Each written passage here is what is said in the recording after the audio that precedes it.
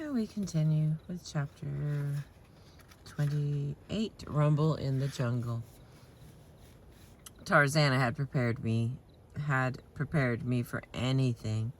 So Africa, even with the madman Mobutu, was still a kick. Back in California, I settled into the program where I kept my building seniority. I was feeling calmer, more secure. I had a deeper sense of the shit I'd been through and a recognition of my will to get through the shit still ahead.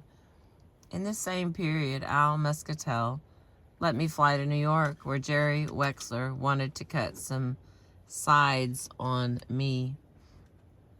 Wexler was so anxious to produce me, he offered to do it for free, something that doesn't happen too often in the music business. Jerry had a different way of working than the chess people. He was hands-on, very strong, and highly opinionated about the particulars of the tracks and vocals. He was a confident cat, one of those New York Jewish intellectuals and a scholar of black music. As a producer, though, he was also a tyrant. His way or the highway. But I didn't mind. I was in the middle of this confrontational program and used to people with iron wills. I had an iron will myself.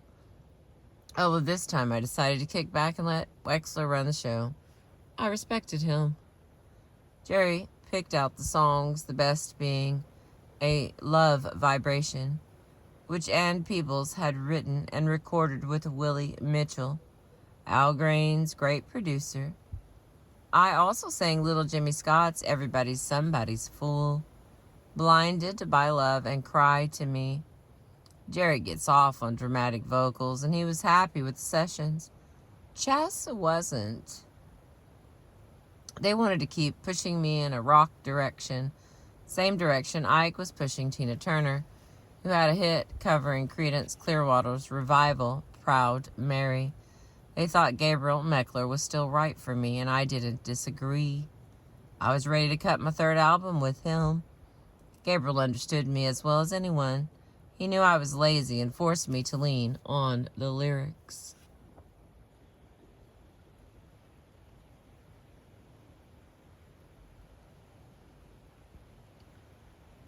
There we go. Of course.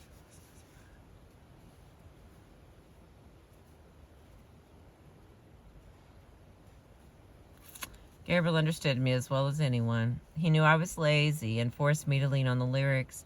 He was the first producer to have me punch in my vocals line by line, using new tape technology to piece together a seamless performance. The work with Wexler was shelved, and I was getting ready to record for Meckler when word came down that Gabe had been killed in a motorcycle accident. I couldn't believe it. Meckler was a cat who could sit down and play a Beethoven piano concerto 1 minute, then write a screaming guitar rock song the next. If he had lived, I think he might have finally crossed me over into that rock world. But it wasn't meant to be, and all I could do was mourn and move on. There are people in LA who still remember my dates at the Troubadour, the industry hangout on Santa Monica Boulevard. I was still at Tarzana when I put together the first version of a band I'd call EJ Foundation. I had a couple of guys who had been with the fabulous Rhinestones, Greg Thomas and Marty Grebs, and a blonde Beach Boy guitarist barely old enough to get into the club, Brian Ray. Brian became a little brother. He was a super bad bluesman. He hired some cats from Paul Butterfield, Keith Johnson, and Gene Dinwiddle, and a new sound started to click. Fans say that the Troubadours' dates were something special. That's when Greg Allman set in with us and met Cher. My own memory is that every time I left Tarzana, I was a flood of emotions, and given the chance to let it out, I sang as hard as any time in my life. I wasn't interested in subtlety. Call it subtlety. Yeah, we can go subtlety. Call it in my primal singing period, because I was sure enough baby screaming from the cradle. And even though I'm a talker, willing and at times anxious to mix it up with the counselors and shrinks, nothing works like singing. Singing is direct. Singing says it straight up. Singing, like crying or sobbing, don't need no explanations. It just is. Musically, Tarzana opened up my ears. Inside, everyone was listening to rock, giving me a chance to catch up on what I'd been missing. Eric Clapton, Rod Stewart, Led Zeppelin, ZZ Top, you name it. I was further pushed into the world of white rock by a Jewish Hells Angel named Phil Kaufman, the man who calls himself the Road Mangler Deluxe. Phil was my road manager. At the time, Ed Tickner was managing me. He wanted only 2 acts, a country singer, Emmylou Harris, and a rock singer, me. Like many others, he wanted to push me in a rock direction to protect me from myself and my dope-dealing buddies. He put Phil Kaufman on my case. Phil's about the best bodyguard roadman in the business. Excuse me. You gotta understand Phil. He's a motorcycle freak who comes from a New York family of vaudevillians. He's got a big, bushy handlebar mustache, tattoos all over his body, and a reputation that'll scare Satan. He ran with the Rolling Stones.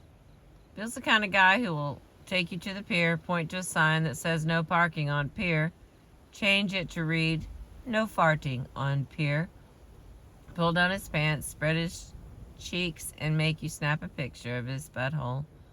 But when he visited the White House, he walked out with the silverware. Phil's famous for cremating his pal Graham Parsons, who was in the Birds and Flying Burrito Brothers. Phil acted out of loyalty. Graham had told him if he should die, don't send his body home. Graham overdosed out in Joshua Tree, which is where he wanted his ashes scattered. So Crazy Phil conned the officials in LAX to give him Graham's body before it was shipped off, hauled the casket out to the desert, drank him some beers, and lit his friend on fire. Phil did a great job of looking out for me while I was in Tarzana, and after I got out, he was egging me on when I did the TV show Midnight Special with Van Morrison. Van was hogging the mic, wouldn't give me no space. So with one healthy hip bump, I knocked him clean across the room, whispering, "Slack me some room, brother." Van's weird. Even though he loved speed and coke, Phil wouldn't get high around me. He'd warn me about drugs, saying how they'd make me talk fast and think slow. We'd play with each other. I'd call him at 3 a.m, disguise my voice like a little girl's, and talk much shit. He caught on and paid me back by placing an ad in the paper for a rare African parrot for $5, giving my number and instructions to call only between 6 and 8 a.m. Phil pulled the same trick on a notorious drug dealer. He listed the guy's number in an ad for a $50 Mustang. Call before 7 a.m. Phil was the king of get even. He once crazy glued a friend's house so tight only the fire department could break in. And then there was the time, in retaliation for some dirty tricks of mine, he stole my makeup case and threw it in a cage with his boa constrictor. Another time, EJ Foundation was playing San Francisco. I was clean, but the boys were plenty dirty, flying high. "The cops are here," Phil screamed before escorting in Michael Douglas, who at the time was a cop on the streets of San Francisco. We freaked. It took us a second to separate fiction from reality. And the final story for this chapter.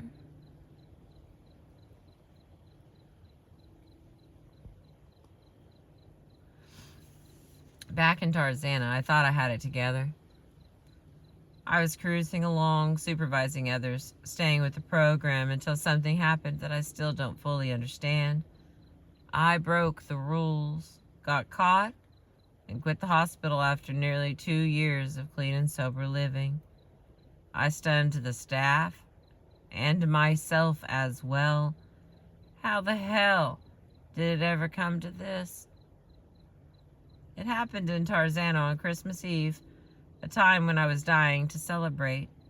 After the staff went home for the holidays, us senior level patients, the ones who had graduated up to the higher phases, decided to party. I was selected to go to Thrifty's to buy the booze, and I went without hesitation. I came back with vodka, and within no time we were all buzzed. We were playing records and dancing like kids. There wouldn't have been any trouble if the party had ended there, but it didn't. A little booze turned into a lot of booze, and the celebration moved from the higher phases down to the lower. Soon the whole rehab was rocking. Everyone was plastered, and before long, happy times had turned into a drunken brawl. I was humiliated. I was wrong for doing it. I was a fool. I acted against everything the program stood for. When I look back, I'm not sure what my motives were, except I was tired of being straight. The program's heavy discipline blew up in my face. Al Muscatel was devastated.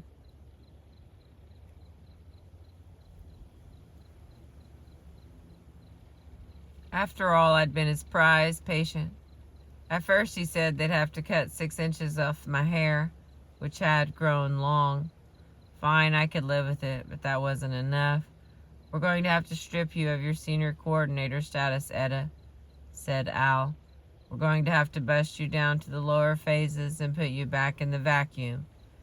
The vacuum was where I had started, at the lowest level, where everyone could kick my ass. I refused. I just couldn't take losing my senior status. I'd worked so hard for it and reached the point where everyone respected me. I was a big shot who could walk around Tarzana and do pretty much anything I liked, other than get high. To start over, to have to take the abuse and the emotional punches, man, I wasn't ready for that, so I quit. My legal obligations had all been satisfied. I was actually there a year longer than required. I could walk out a free woman. Besides, Al Muscatel had kicked out Sam, who'd taken part in our party. And if Sam was walking, I was walking too. When Al learned I was leaving, he went wild. He came to my room and kicked the door down.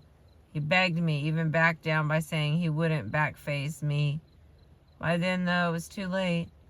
I had sufficiently embarrassed myself to where I had to get out of there. The program had done all it could do for me. Besides, I thought to myself, I had my man Sam, who was just as good a therapist. I had me a live-in therapist. Sure, Sam had gotten drunk on Christmas Eve, and sure, Sam wasn't any further away from backsliding into addiction than me. Underneath his cool, Sam was as slick as any pimp on the street. Maybe that's why I liked him. Maybe I sensed the danger in him, the danger that still lurked in me. Maybe there was still more damage to be done. Thank you for being with me. That was chapter 28 from Rage to Survive, Etta James, written with David Ritz. I appreciate you. Chapter 29 will be Deep in the Night.